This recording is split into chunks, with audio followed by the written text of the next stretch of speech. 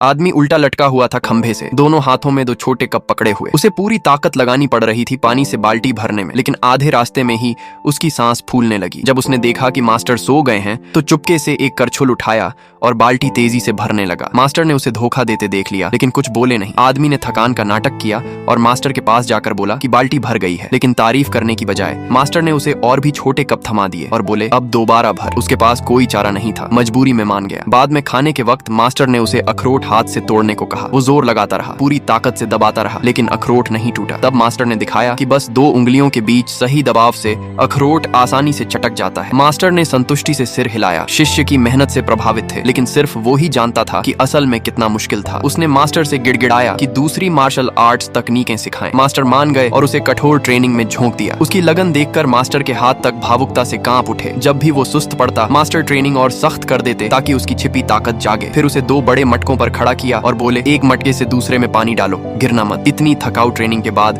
उसका शरीर जवाब दे रहा था। जब मास्टर ने मुंह फेरा, वो फिसला और एक मटके में गिर पड़ा। पहले तो मास्टर हंसे, लेकिन जब वो हिला तक नहीं तो घबरा गए कि कहीं डूब न गया हो। जैसे ही मास्टर ने नाम पुकारा, अचानक उसने मटके के अंदर से हाथ पकड़कर उन्हें खींच लिया। फिर फुर्ती से बाहर निकला, भारी पत्थर ढक्कन पर रखा और बिना पीछे मुड़े भाग निकला। जब तक मास्टर बाहर निकले, वो पहाड़ की ढलान से काफी दूर जा चुका था। बाद में नदी किनारे कपड़े सुखाते वक्त एक और आदमी आया और उसे भगाने लगा। उसे लगा अब मार्शल आर्ट्स आती है। आत्मविश्वास से डटा रहा, लेकिन वो उसे इतना पीट दिया कि खड़ा होना मुश्किल हो गया। पीठ जला दी और अपमान में घुटनों के बीच से घसीट कर निकलवाया। धूल और शर्म में डूबा वो भागा और जमीन पर गिर पड़ा। मास्टर की सीख याद आ गई। मंदिर लौटा, मास्टर से माफी मांगी, लेकिन उन्होंने अनसुना कर दिया। तब उसने छोटा सा कप शराब का रख दिया उनके सामने। मास्टर ने कप देखा, मुस्कुराए और आखिरकार माफ कर दिया। उस दिन से मास्टर ने उसे और भी जोरदार ट्रेनिंग दी।